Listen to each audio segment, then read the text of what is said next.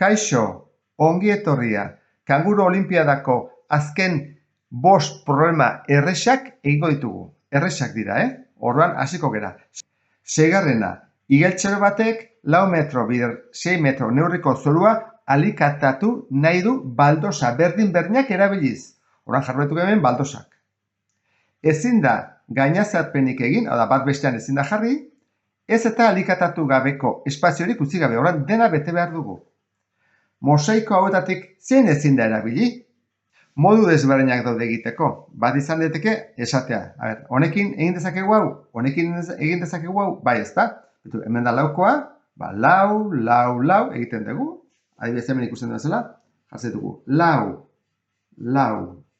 lau, hemen beste lau, eta lau, osatu dugu, orduan A jarri daiteke, eskaldez egute, zein ezin da erabili, ezin dena, hau egin daiteke, horrela egin dezakegu, baina honekin gaudu beste modu bat asko azkarragoa, behitu, zenbat daude hemen, 24, orduan laukoak egin daiteke ez da, zer da, lauren multiploa, lau, 8, 12, 16, 24, hau ere laukoa da, egin dezakegu, hirukoa ere bai, hiruren taulakoa da 24.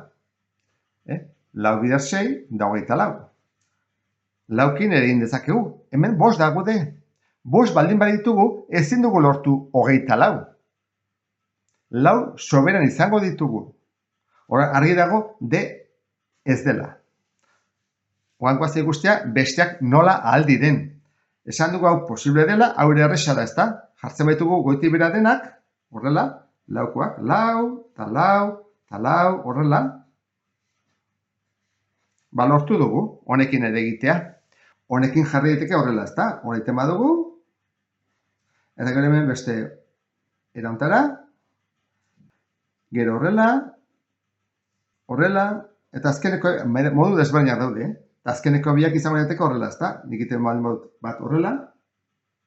Eta beste horrela. Hau da, aukera bat. Badaude aukera gehiago, Eta honekin egin daiteke erantara. Jartzeko bat hemen horrela, beste bat horrela, jasigera. Hola jartzen badugu. Hemen ere bai horrela. Hemen horrela, bikoa baita ere. Hola jartzen badugu. Gelditzen ezkigu, osatuta. Horren izango izateke D. Era hontara egin dezakegu, edo konturatzen bagia eta denbora aurrezteko horrelako modu bat, ezta? Esatea 24 behar ditugula eta 5ekin ezin dugula egin. 7. Joanek 150 txanpon ditu. Mai gainera botatzen dituenean 140 aurpegia erakusten dute eta 160 gurutzea. Gurutzea erakusten duten zenbat txanponi eman behar diezu buelta, gurutzeen eta aurpegien kopurua bera izateko. Informazio asko dago, 100koak daude tartean sartuta, orduanik modu bat erabiliko dut, kalkulagailua ezin dugulako erabili. Badaude beste modu batzuk egiteko. Ea gustatzen zaizun nire modu hau. Zenbat txanpon ditugu? 150. Orduan jarriko dut, 150 txanpon ditugula. 140 aurpegia. Orduan jarriko dugu 40 aurpegia eta 60 gurutzea. Orduan aurpegia eta gurutzea. Hoi da, 100etik. 100 baldin baditugu, 40 eta 60. Baina ez ditugu 100. Zer ditugu? 150. Zema falta dira? Batu behar digu beste 50. Zema batu behar digu orduan? Honen erdia. Orduan, 40en erdia da 20. Beraz, beste 20. Eta honen erdia, 30. Zenbat ditugu orduan berez, 60 aurpegi eta 80 gurutze.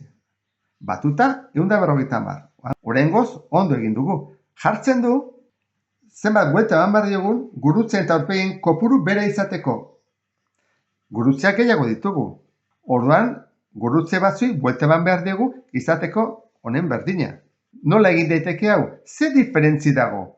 30ekoa, ze egiten badugu 80, ken 60, ditugu 30.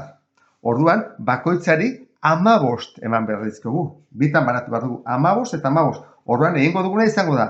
Honi, kentzen dugu 15, Eta honi batutzen dio 15. Zenbat izango ditugu orduan? 75. Aurpegi, hemen jarriko dut horrela, bestela berdintzak ez dira izango berdinak. Eta honi, kentzen badizkiogu 15, zenbat izango ditugu? 75 gurutze. Orduan guk egin duguna izan da, 15 kendu, orduan erantzuna izango litzateke 15 gurutzeri eman behar diogula buelta. 8. Diagramak hasierako posizioa, bidaiaren norabidea eta lau talka autok 5 segundotan egiten duten distantzia erakusten du. Orduan, argi dago batzuk gehiago mugitzen diala, beste batzu baino. Auto horietako bik talka egingo dute. Zeintzuk dira? Orduan, dezakeguna da, bakoitza luzatu eta ikusi zeintzuk elkartzen diren. 5 segundutan egin dutena, bikoiztuko dugu. Honek egin du 5 segundutan. Nola iritsiko da? Honera. Honek egin du 5 segundutan. Orduan, honera iristen da. Honen bikoitza izango litzateke ikusi, bat, bi bera, bat, bi. Orduan, bat, bi, bat, bi. Honera iritsiko litzake. Eta hau izango litzateke, bat, bi, hiru, lau, eta bat gora. Horrengo dugu. Bat, bi, hiru, lau, eta bat gora. Horrea. Orduan, talkea egiten dutenak dira A eta C. Beraz, erantzun zuzena B. Hemen elkartzen direlako. 9. problema. Hanek 5 disko ditu, bakoitza tamaina desberdinekoa. Dorre bat eraikitzea erabaki du bere 3 diskoen bidez. Bere dorreko disko bakoitza bere azpiko diskoa baino txikiagoa jarriz. Orduan izan badute 3 diskokoak, dorreak, eta izan behar du goikoa, bekoa baino txikiagoa beti. Zenbat dorre desberdin eraiki litzakeanek? Orduan, dorreak 3koak izan behar dutenez, hasiko gera zenbatzen adibidez bekoa bat, handiena delako, 2. handiena, 3. handiena, 4. handiena, eta 5. handiena. Hasi gaitezke horrela. Gu jartzen badugu azpian bat, ze jar dezaket bere gainean? Edo jar dezaket 2, edo 3, edo 4, baina 5 ez, zergatik bera baino txikiagoa den bat ez dagoelako. Orduan, jar dezaket 2, 3 edo 4. Jartzen badut 2, hau da, bat eta gero 2, bere gainean ze jar dezaket 3 aukera ditut, ezta? Jar dezaket edo 3, edo 4, edo 5. Ezta? Bat, 2 eta gero 3 hau daude. Ni jartzen badut bat eta gero 3, gainean ze jar dezaket 4 edo 5, 2 aukera daudelako. Eta jartzen badut bat eta gero 4, gainean 5 bakarrik ez zait. Oraingoz, zenbat aukera ditut? 6. Bat jarri ordez, jartzen badut 2, gainean ze jarri dezaket? Jarri dezaket 3, edo jarri dezaket 4. Esan dugun bezala, 5 ezin dugu jarri, 5 baino txikiagorik ez dagoelako. Orduan, 2 eta gero 3 jartzen badut, bere gainean ze jarri dezaket? 4 edo 5. 2 eta gero 4 jartzen badut, gainean 5 bakarrik ez zait. Hemen ditut beste 3. Badago aukera gehiago? Bai, jarri beharrian bat edo 2 jartzea 3. Nik jartzen badut behan 3, jarrazaket bere gainean 4 eta gero 5. Orduan, zenbat aukera desberdin daude? 10. Hau izango lirateke.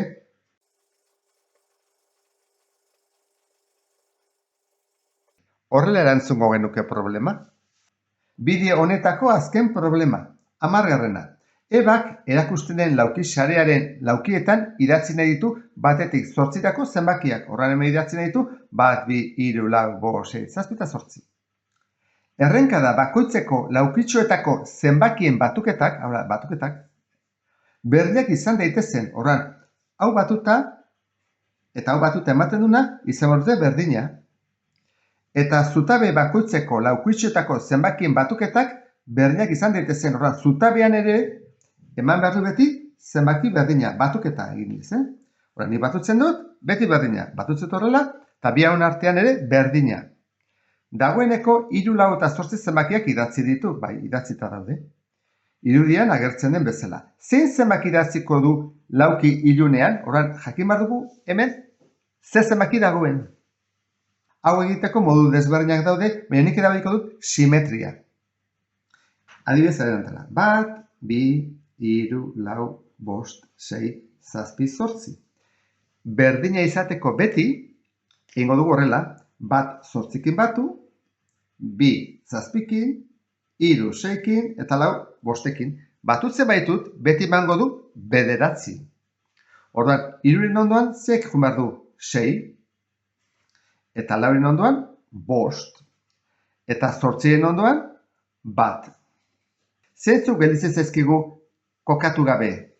2 eta 7.